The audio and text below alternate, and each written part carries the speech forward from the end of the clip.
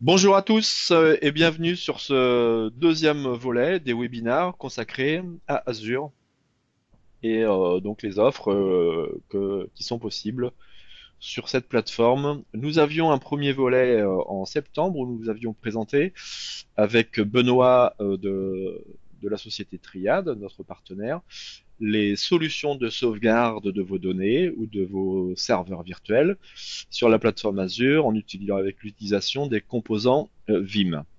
Ce mois-ci, donc, et dans les 30 prochaines minutes, nous allons parler de la partie PRA, donc plan de reprise d'activité, de votre infrastructure, de votre système d'information, également dans Azure, avec les technologies Site Recovery, qui vont être présentées par Mathieu Roy, également de la société Triad, auquel je vais donner la parole tout à l'heure. Et puis, pour information, nous aurons le dernier volet qui va concerner la migration de l'ensemble de vos ressources dans un modèle IaaS où des VM et des ressources pourront être louées. Ce dernier volet sera présenté par Benoît sur le 15 novembre. La date est fixée. Donc pour cela, vous pouvez repasser par notre site. Et puis également, vous pourrez y retrouver l'enregistrement de ces deux premiers volets. Euh, donc le deuxième, qui va être présenté tout à l'heure par Mathieu. Un petit rappel de nos activités.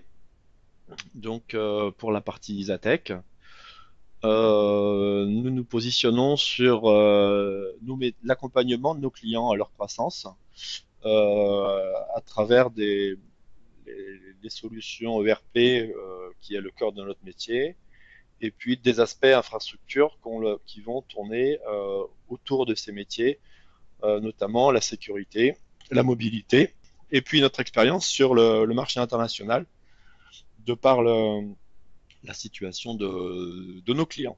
Pourquoi ce travail en commun avec Triad?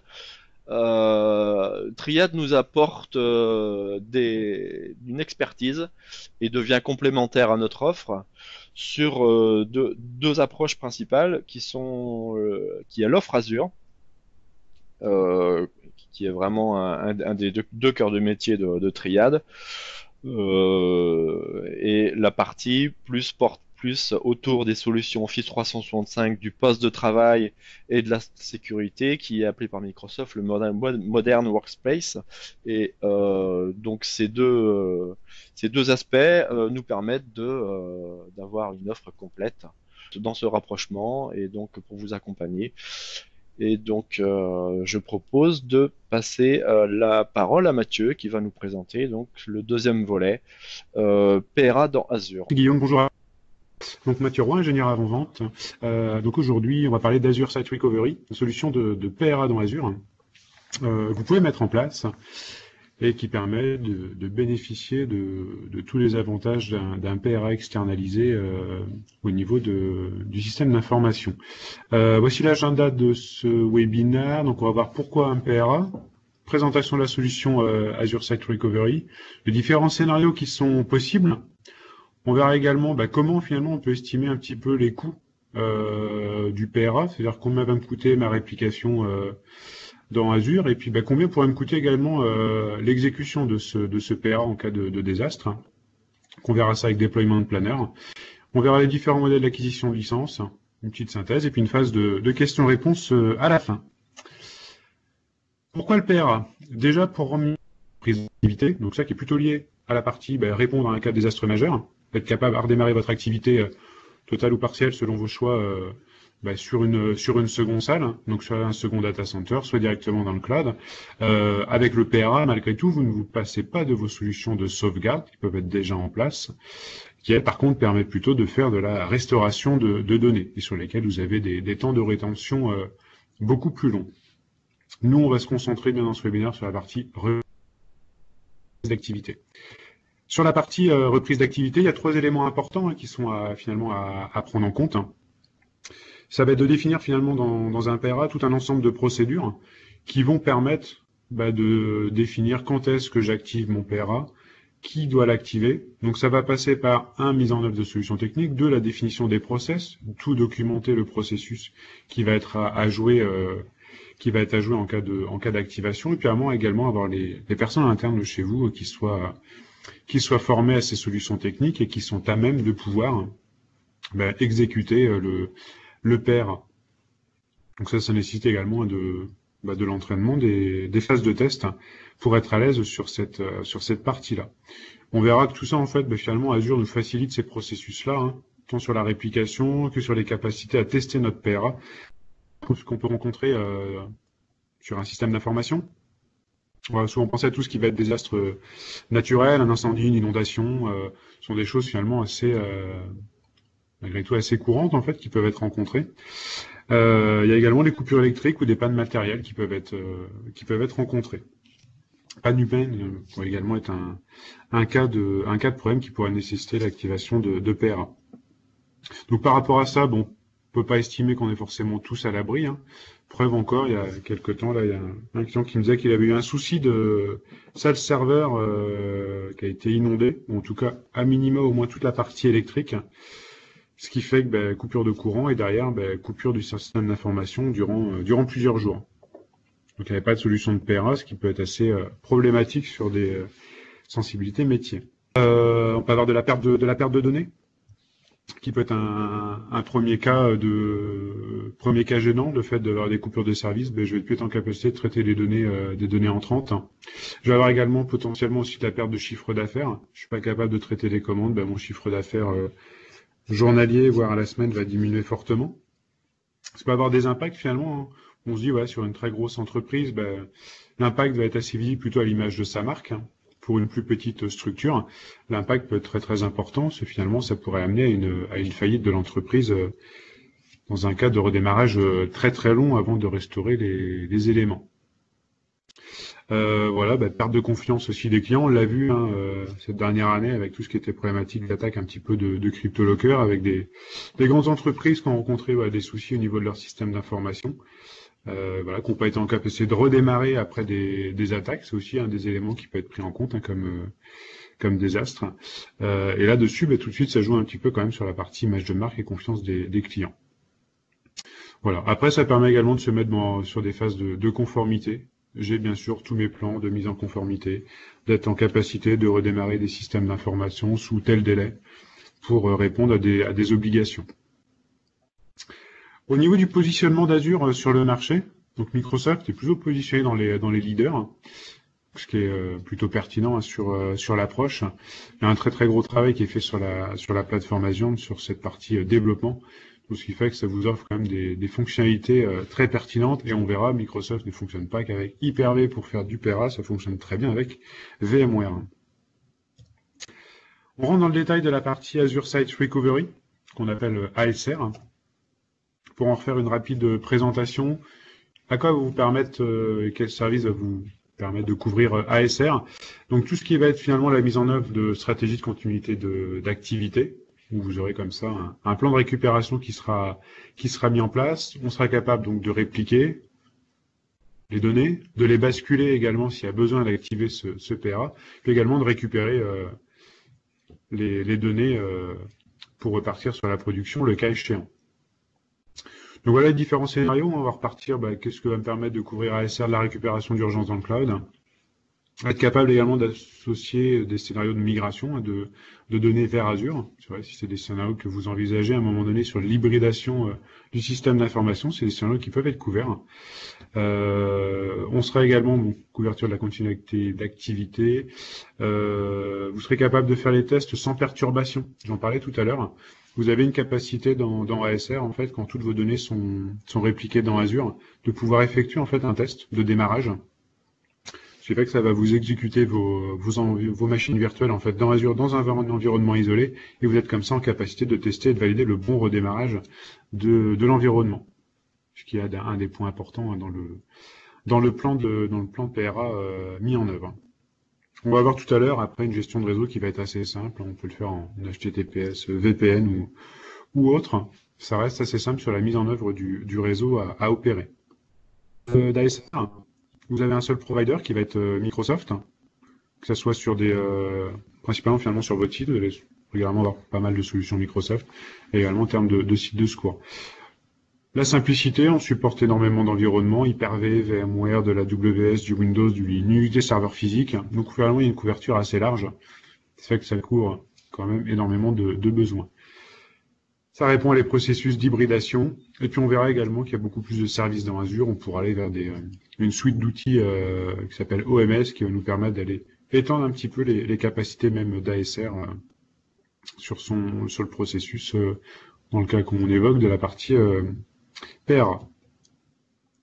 Les scénarios. Concrètement, qu'est-ce qu'on peut mettre en place comme scénario pour répliquer ces données en termes de scénario de PRA. Premier scénario en fait qui a été mis en œuvre finalement, c'est du PRA entre deux sites physiques. On le voit ici dans l'exemple, hein. Soit entre des infrastructures Hyper-V ou SCVMM, soit également avec des VMware ou du serveur physique. On était capable avec Azure Site Recovery en fait de répliquer les éléments, en tout cas de l'orchestrer entre la salle, le data center 1 et le data center 2 du client. Donc tout ça, c'est ASR qui le pilote. Ça vous permet d'avoir une orchestration centralisée et qui est complètement à part de vos deux sites de production. Donc cas assez classiques qu'on pourrait rencontrer et qui peuvent déjà être existants dans des entreprises. Autre cas finalement un peu plus intéressant, parce qu'on n'a pas forcément tous deux salles machines, ou en tout cas le maintien en termes de coût de la seconde salle peut être assez onéreux, donc on s'oriente de plus en plus quand même sur des scénarios dits l'externalisation de mon PRA vers un autre data center mutualisé, et là on est sur Azure. Dans le principe, à ce moment-là, Azure Site Recovery vous permet bien sûr d'orchestrer et dans ce cas, gérer la réplication de vos données, que ce soit sur des environnements Hyper-V ou SCVMM. On aura également des environnements serveurs physiques et également l'environnement VMware qu'on va être capable de répliquer directement dans Azure. On va rentrer un peu plus en détail finalement sur ces scénarios. Scénarios on-prem vers Azure, c'est ceux-là sur lesquels on va se pencher principalement. On va passer les trois scénarios finalement, Hyper-V, SCVMM, VMware et serveurs physiques qui sont sur la même approche, et également des capacités de réplication de mise en œuvre de PRA, sur la partie entre, je dirais, deux data centers Azure. On y va pour le premier, Hyper-V et SCVMM. Sur le principe, en mettant en place la solution, on va être capable de répliquer directement toutes les VM en fait qui sont sur votre Hyper-V vers Azure. Ça utilisera la technologie qu'on appelle Hyper-V Replica pour effectuer cette opération-là. Il y a un agent qui est installé sur l'host Hyper-V et ça va vous permettre comme ça d'orchestrer les réplications des données. Tout le pilotage finalement est opéré via le portail Azure. Principalement, ça va être votre point d'entrée principal. Vous avez bien sûr capacité à mettre en place de la QoS au niveau réseau. Vous bénéficiez après du SLA d'Azure qui est de 99.9. Donc assez facilement, avec un environnement Hyper-V ou SCVM, on va mettre en place notre réplication vers Azure. Schématiquement, comment ça se positionne? Je vais avoir mon infrastructure ici sur la gauche qui va me permettre d'avoir ici tout mon environnement virtuel Hyper-V ou SCVMM. On voit ici à partir de quand même de 2012 R2 en termes de support. Et on aura après nos réplications qui vont s'opérer sur Internet, soit au travers de l'HTTPS, soit directement via un VPN. On peut également aller même sur la mise en place de solutions express route, selon les besoins. On a ici les fréquences en fait au niveau de réplication qu'on peut opérer, toutes les 30 secondes, toutes les 5 minutes, toutes les 15 minutes. Donc on est bien sur de l'asynchrone sur cette approche-là. Donc voilà, on a bien la partie Site Recovery Vault qui va opérer toute la réplication des données. Et on retrouvera tout après dans Azure de disponible. Les prérequis au niveau data center, je l'évoquais tout à l'heure, Hyper-V minimum donc en 2012 R2. Pareil pour SCVM 2016 et 2019 qui arrive, là, qui sera également pris en charge. Point important sera la connectivité réseau à prendre en compte. Bande passante suffisante, ça a estimé sur les premières phases d'analyse, quelle bande passante est nécessaire pour la partie réplication de vos données. Et voilà, puis bien sûr un accès Internet vers Azure, voire la mise en place de VPN.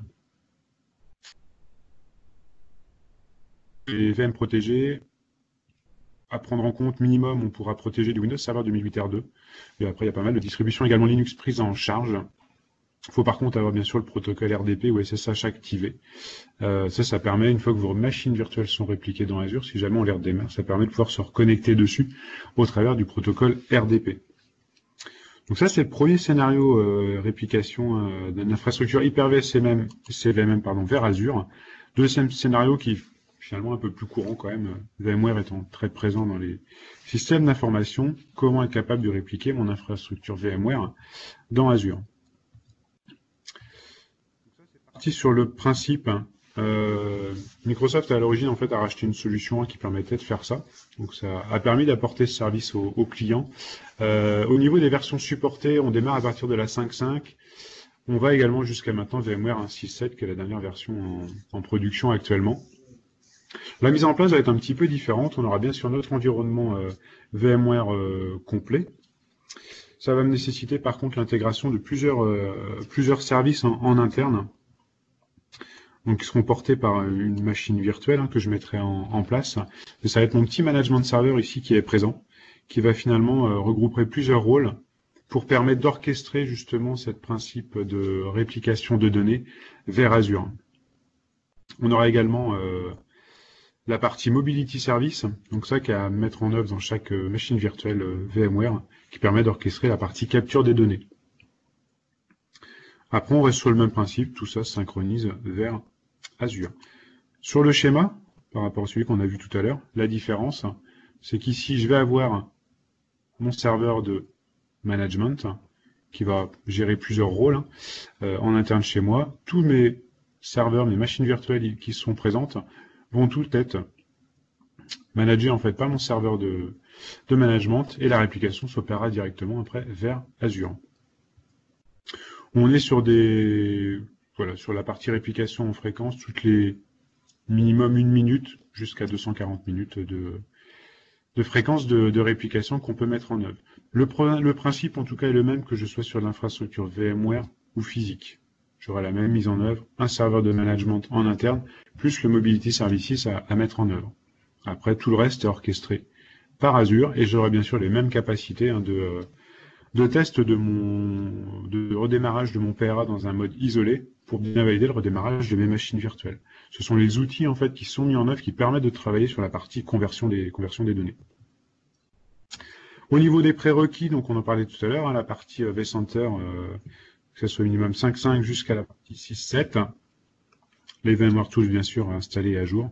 On repassera sur les mêmes problématiques de connectivité réseau, pareil à bien estimer au début du projet. Et après, les éléments importants, on doit obligatoirement avoir les VM allumés, du fait qu'il y ait cet agent en fait installé dessus qui permet de gérer la réplication, la partie snapshot des données. Donc c'est important que la VM soit allumée. Pareil, bien sûr, le process RDP, SSH ou SSH activé. Voilà pour ce scénario-là. VMware ou serveur physique. Dernier sujet, la partie Azure. Ce sont les scénarios qu'également on peut rencontrer chez des clients. J'ai déjà mis en place mon infrastructure, mon système d'information dans Azure, mais comment je vais être capable finalement de le répliquer. Donc on peut tout à fait également orchestrer du PRA entre deux data centers de Microsoft. On prendrait par exemple le data center France et le data center par exemple d'Amsterdam, sur lequel on pourrait orchestrer un PRA entre les deux. Donc c'est un scénario qui est tout à fait envisageable. De la même façon, on pourrait très bien le pousser. J'orchestre un PRA entre mon infrastructure que j'aurai dans AWS, que je souhaite également répliquer dans Azure. C'est également un scénario couvert. Voilà, donc tout ça va me permettre finalement d'orchestrer ma réplication. J'ai zéro impact dans le même cas que je présentais tout à l'heure lors d'activation du PRA. Et j'ai bien sûr le fallback qui est possible vers le data center source. Donc c'est ce qu'on évoquait au début. J'ai capacité à répliquer mes données. Deuxième étape, j'ai capacité à tester et valider mon fonctionnement de PRA. Et dans le cas d'une activation de mon PRA, en cas de perte de la production, j'ai capacité également à faire le troisième opération qui va être le fallback. Voilà pour cette partie-là. Finalement, qu'est-ce qu'on a vu comme scénario possible avec Azure Site Recovery?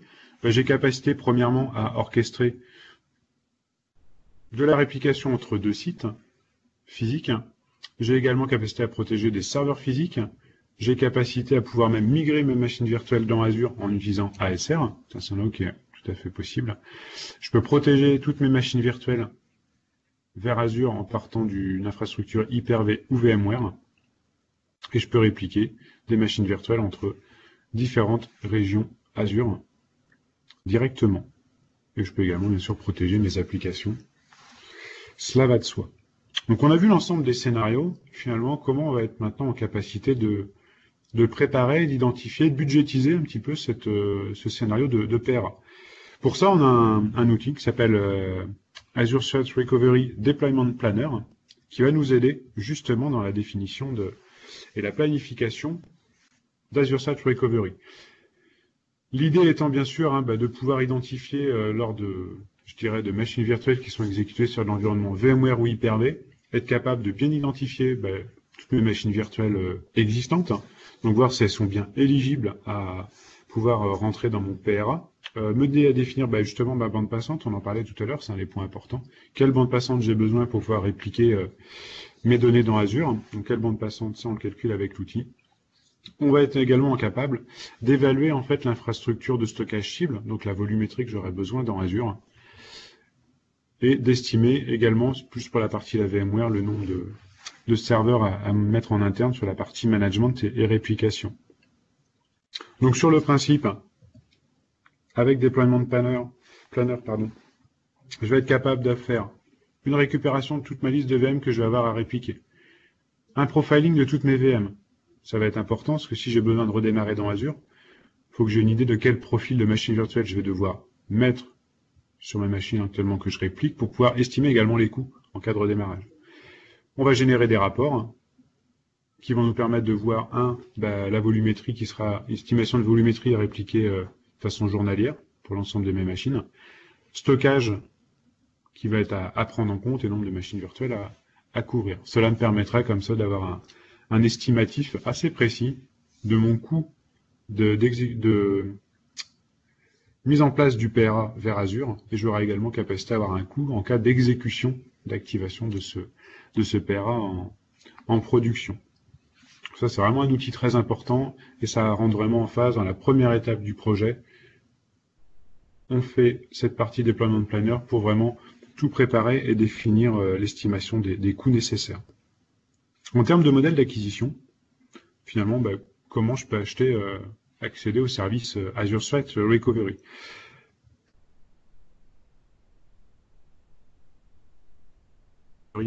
Seul. Et on peut également y accéder via une solution qui s'appelle OMS, qui est un peu plus complète et qui nous permet d'avoir d'autres services intégrés.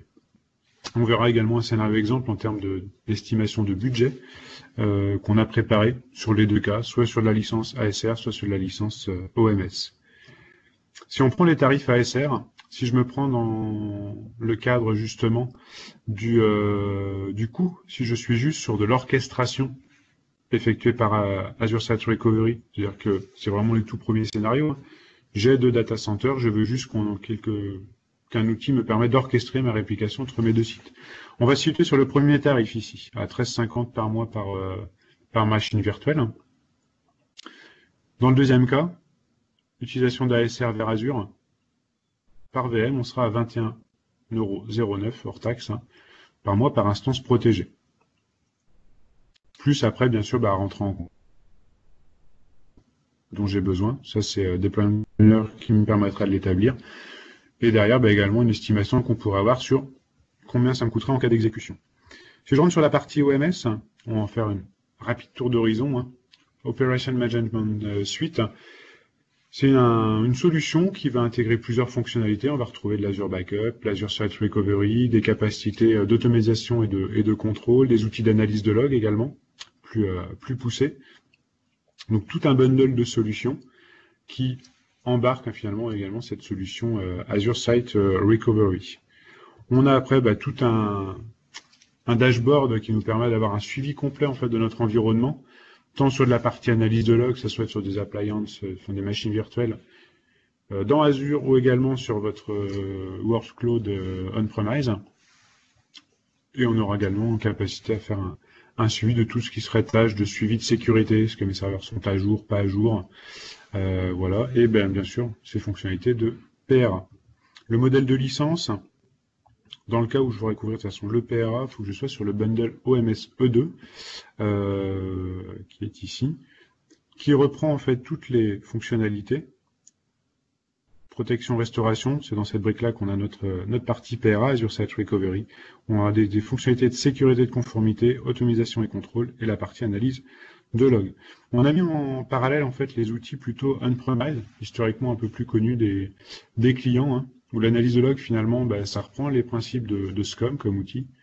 Tout ce qui est automatisation et contrôle, ça va reprendre la partie orchestrateur et on aura la partie plutôt DPM et Virtual Machine Manager qui rentre en ligne de compte sur la couverture, protection et restauration. Quand j'achète bien sûr ces licences OMS, ça me donne accès à tous les modules System Center. D'où l'indication ici. Donc on est plutôt par contre sur un prix autour des 29,50 € hors taxe par nœud. Un peu plus onéreux, on est 9 € plus cher hein, que Azure Site Recovery seul. Un exemple justement de vie estimatif. Si je prends ASR seul, on va donc prendre en compte mon outil ASR, le stockage, et également une VPN Gateway qui va nous permettre de monter une connexion VPN sécurisée. Là, on avait fait une cible pour 10 instances à protéger, donc dans notre cas 10 machines virtuelles avec 4 Tera de données. On était sur un coût estimé de 500 € par mois pour juste la partie réplication. Si je prends le principe avec plutôt OMS, là je monte de 90 € en fait. J'aurai plus de services bien sûr de couvert. On sera un petit peu plus onéreux sur la partie, on le voit ici, hein, le coût de la licence plus élevé pour la prise en charge. Le fait de choisir l'un ou l'autre, hein, ça peut se définir en démarrage de projet. Est-ce que finalement les atouts portés par OMS en fait vont avoir une pertinence pour vous? Et souvent l'analyse de log par exemple est un des cas assez pertinents. En synthèse, qu'est-ce qu'on a vu? On a vu qu'avec Azure Site Recovery, pour l'organisation, la mise en œuvre de notre PRA, on est capable de pouvoir mettre en place un PRA pour un environnement VMware, Hyper-V ou physique, tout ça vers Azure. On est également capable de mettre en place un PRA entre AWS vers Azure ou entre Azure vers Azure. Et on peut bien sûr gérer également entre du site à site sur du VMware vers du VMware et du Virtual Machine Manager vers du Virtual Machine Manager. Donc ça reste vraiment une fonctionnalité complète. Le plan de reprise d'activité avec Azure. Donc on a donc capacité à mettre en place un plan de reprise d'activité pour des machines physiques ou virtuelles avec Azure Site Recovery. Tout ça en l'envoyant et en considérant en tout cas Azure comme notre second data center qui va lui en ce cas gérer l'orchestration de notre PRA. Et on aura capacité avec Capacity Planner de faire justement estimer tout ce qui sera prérequis et coût à la réplication. Finalement, comment y aller maintenant? La première étape, un workshop pour bien définir ensemble finalement quelles sont vos problématiques techniques, vos besoins business et quel scénario dans ASR qu'on a pu évoquer à l'instant va plus correspondre à vos besoins. Une fois que c'est défini, ça permet d'aller sur une étape de réalisation de POC. Hein. On aura défini une cible, on va pouvoir mettre en place un POC et valider que l'environnement, en tout cas la solution répond bien à vos besoins. Et on aura comme ça en troisième étape les résultats qui ressortiront de la maquette. Voilà, j'en ai fini pour la partie présentation. Merci Mathieu. On vous remercie de votre participation, votre disponibilité. Donc on a bien compris les possibilités, la puissance du produit et les capacités à porter des infrastructures dans un mode PRA. Il y a besoin d'aller plus loin ensemble. Nous vous proposons de revenir vers nous, soit pour un chiffrage, une qualification, un POC. Nous serons disponibles dans tous ces cas. Donc, en attendant, bonne fin de journée à tous. À très bientôt. Au revoir.